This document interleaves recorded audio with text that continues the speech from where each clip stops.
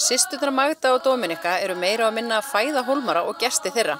Magda er yfirkokkur á Fosshótelinu í Stykkishólmi og Dominika er yfirkokkur upp á Heilbrigðisstofnun Vesturlands í Stykkishólmi. En þar er einnig útbúinn skólamaturinn fyrir leik- og grunnskólann sem og maturinn sem er heimsendur.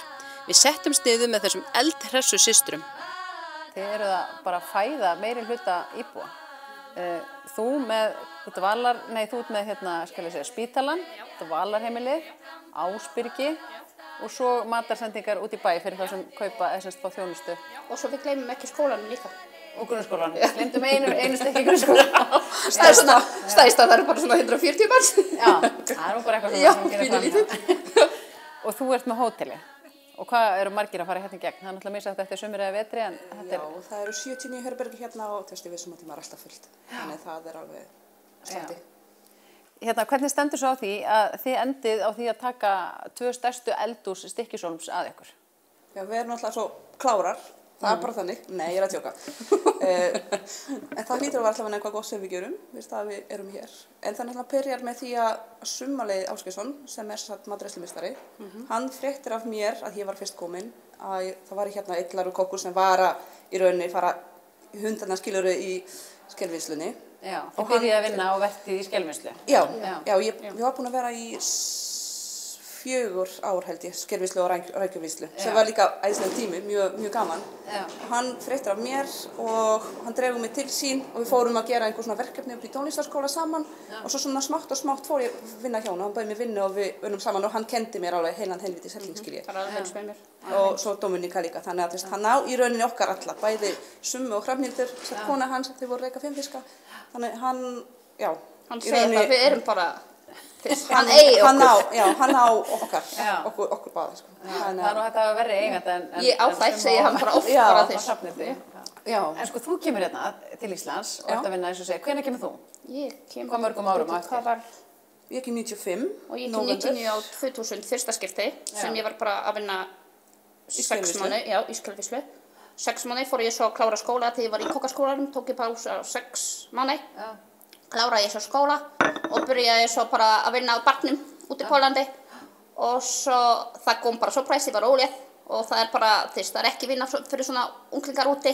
Með bumbu og það er engin start og hún hjálpaði okkur mjög á manninum, við komum til Íslands. Fyrsta bara nokkru mánuði sem voru bara allir heima hjá henni. Það voru bara alveg allir þróðin bara í húsinu og svo. Þetta var mjög fyndið og flott tímabil. Við vorum í 75 metra íbúð hérna í kjallaranum og ég með Hafþór og strákinn og þá komu þau og þetta var bara ég var ólétt og svo ég Bumba og svo maður og svo það var líka stóra systir. Já, hún sem líka Dominika að vinna líka, já. Hún svart bara í stúu og svona dínu bara. Og svo þá byrjum við svo að leigja og þá bara fór allt í gang, bara þess. En þú lærði kokkinn úti og þú líka, þannig að þeir eru báðar kokkamenntaðar. En ekki það, þú veist, ég ætla ekki að vera kokkur. Ekki heldur. Mér langaði alltaf að vera hágreiðslukona. Ok. En hérna, ég fekk ekki, hvað er þetta? Samning. Ég fekk ekki samning. En það var laust í samningi á kokkn og ég bara, fer bara í það. Tekið bara það. Og það var eins og, það var bara yfir sig hjá mér að ég vildi vera að hjúka eins og mamma var.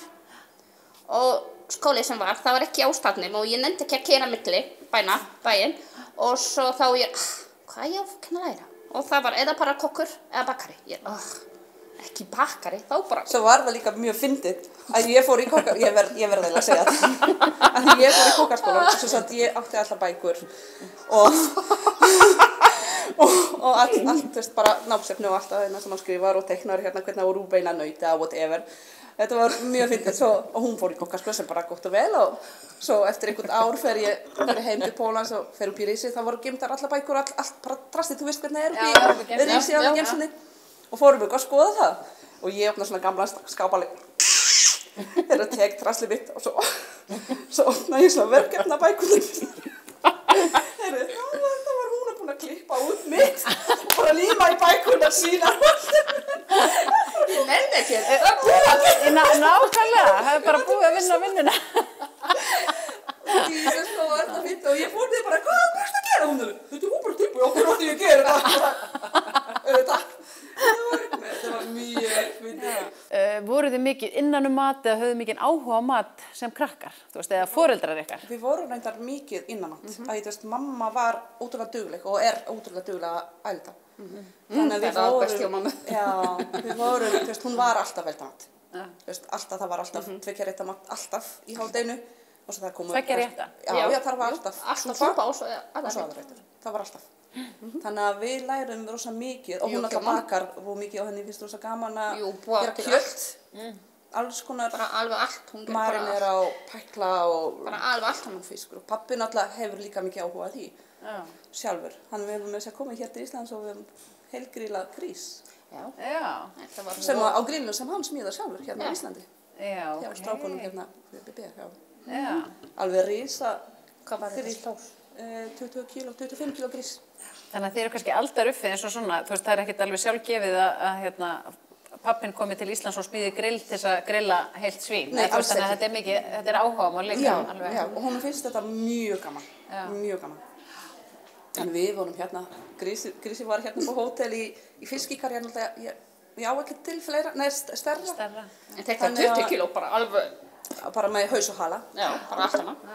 Og við Hafþór komum með svona fiskikar, við þrjum það og við pakkið með pappa og Dominika var hérna með okkur og svo bara var settur Grísi í þetta og svo bara því velt einu sinni sólarring, sólarring og var hann að játa þetta, þetta var æðislegt. Við rosalega gott og gamla skvöldið.